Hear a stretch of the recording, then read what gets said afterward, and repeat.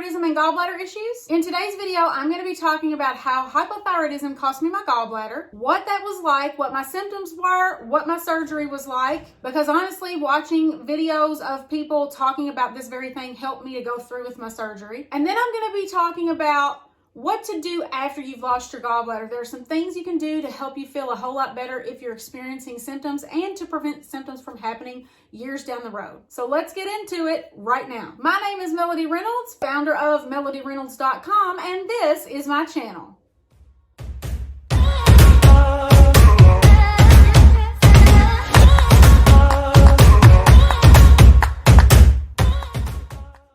After struggling with hypothyroidism and Hashimotos for 4 years, I've been able to reverse my symptoms and lose 40 pounds with simple diet and lifestyle changes. If you're looking for ways that you can do the same, then you've landed in the right place. Here on my channel, I share those diet and lifestyle changes that I made to help you get rid of those nasty symptoms too. To be sure that you never miss any information here, go ahead and subscribe to the channel and ring that notification bell so you never miss when I upload new videos on Thyroid Thursdays at 7 p.m. Eastern Standard Time. I would love it too if you want to come hang out on TikTok, Instagram, and Facebook.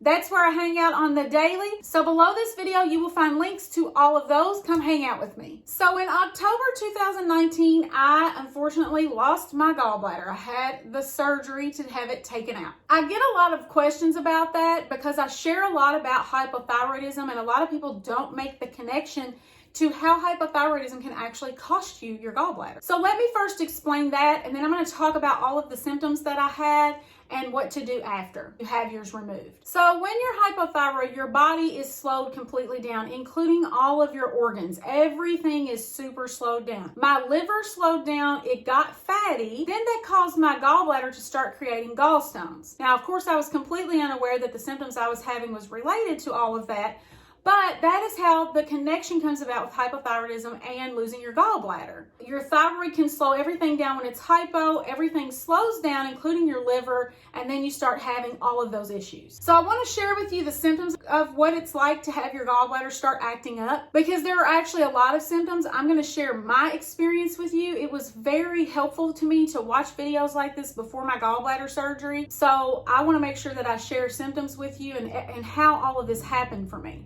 So in about February of 2019, I was going to the doctor asking for help. I was hypo, I wasn't diagnosed yet, and I was begging for help. I was gaining weight, I was fatigued, I had all of the classic symptoms of hypothyroidism, which I have a video I did about that, which I will link here for you in the cards, and there'll be a link in the description of the video. Always check the description of my videos. I always have goodies down there for you and more information. So she tested my thyroid, and of course I was told it was fine, even though I had hypothyroidism. And she decided to go ahead and then check my liver enzymes, because when you have a sluggish liver, you can also have a lot of the same symptoms. So she checked that for me, and my enzymes came back very high. She immediately said, "We need to go have you checked for gallstones." And I'm thinking, what on earth? I don't have gallstones. But nonetheless, she sent me for an ultrasound at the hospital of my gallbladder, and lo and behold, it was full of stones. That's what I was told. And then I was told, you need to have surgery. Well, at that time, I wasn't having bad pain with my gallbladder, but I was having other symptoms like indigestion, nausea, feeling sluggish. You know, there's a lot that the gallbladder actually affects, way more than a lot of people really realize. And I didn't realize that those were symptoms of my gallbladder acting up, but they were. So I decided I'm not going to have a surgery. I'm not in pain. I'll just wait, right? And I was good until July 2019. So I was diagnosed in February with gallstones and actually fatty liver is what I was told I had with the high enzymes, because they found that too on the ultrasound. And fatty liver is just that, when you start getting fat around your liver. That happens when people are overweight and when they're hypo. There's other reasons it can happen too, but that was my reasons. So I got diagnosed with fatty liver and gallstones. I waited until July, because in July, I remember this so well, I had totally changed my diet. I started eating an anti-inflammatory, nutrient-dense diet to start helping my thyroid. And I sat down to eat a really nice big piece of grass-fed, grass-finished steak, and I was having vegetables and things with that. And once I finished the meal, I had this pain start in my abdomen on the right side. And it's an indescribable pain because it wasn't like indigestion. It was a very sharp pain. And I will tell you this, a lot of people have gallbladder attacks where they have sharp pains and they get worse, and sometimes they even have to go to the emergency room because the pain is so unbearable. But for me, I had one long attack that started in July and went until I had it removed in October. The pain never went away. It is a very sharp pain, stabbing pain. It's a sharp stabbing pain in your abdomen on the right side. Now, the reason I waited a really long time was I tried to save my gallbladder. So I did gallbladder flushes. I did colonics. I drank Epsom salt. There wasn't anything that I didn't try. I even tried a bean diet. I tried everything I could, supplements, everything to try to break up the stones and move them out.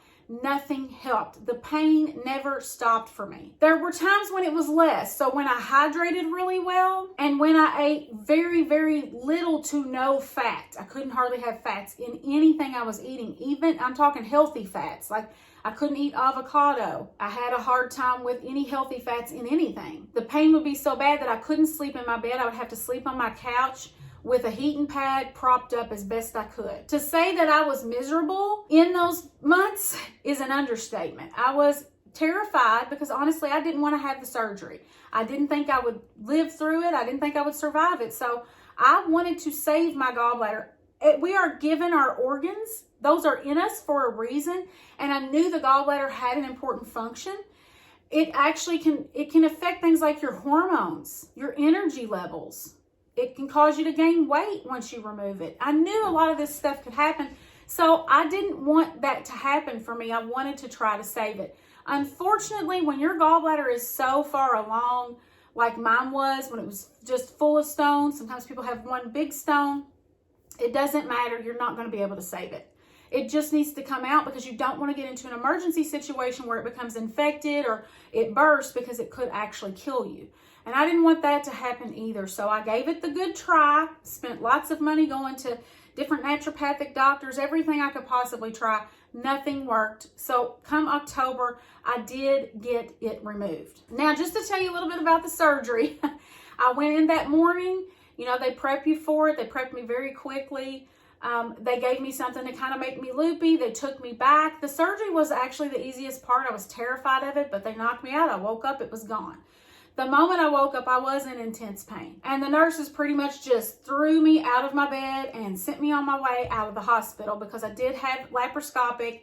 They didn't have to cut me open, so it's an in and out procedure. I got home and that's when the gas hit me. As soon as I laid down in my home, which I was so thankful to have made it through the surgery, and I was, you know, so happy to finally be home, that's when all of that pain hit me from the gas. The gas from the surgery is way worse than anything I could have imagined. It was in my shoulders. It was actually all over my body at first, and I almost went back to the hospital. Now, they will tell you walking helps with gas and heating pads will help with gas.